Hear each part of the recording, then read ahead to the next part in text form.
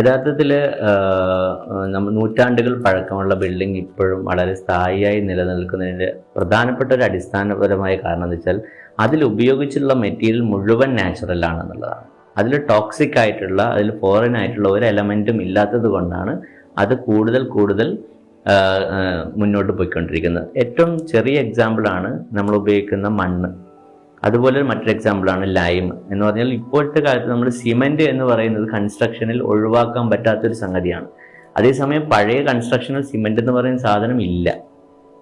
അപ്പം നമ്മൾ ആലോചിക്കേണ്ടത് സിമെൻറ്റ് വന്നതിന് ശേഷം എന്തുകൊണ്ട് നമ്മുടെ ബിൽഡിങ് മോശമാകുന്നു, സിമെൻറ്റ് ഇല്ലാത്ത കാലത്ത് എങ്ങനെയാണ് ബിൽഡിങ്ങുകൾ ഇപ്പോഴും നിലനിൽക്കുന്നത് എന്നതാണ് യഥാർത്ഥത്തിൽ. അപ്പോൾ നാച്ചുറലായ ബിൽഡിങ്ങിന് അതിന് എന്നും സുസ്ഥിരത ഉണ്ടാകുമെന്നതാണ് അതിൻ്റെ ഫീഡ്ബാക്ക്.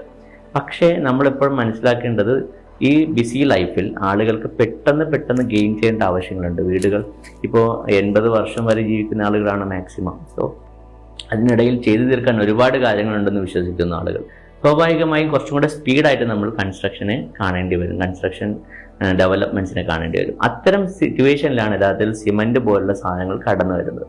അതേസമയം സിമന്റിനോടൊപ്പം നാച്ചുറലായ സാധനങ്ങൾ എത്രത്തോളം യൂസ് ചെയ്യാം എന്ന എക്സാമ്പിളാണ് അല്ലെങ്കിൽ എന്ന എക്സ്പെരിമെൻ്റാണ് യഥാർത്ഥത്തിൽ ഉറവി ചെയ്തുകൊണ്ടിരിക്കുന്നത്.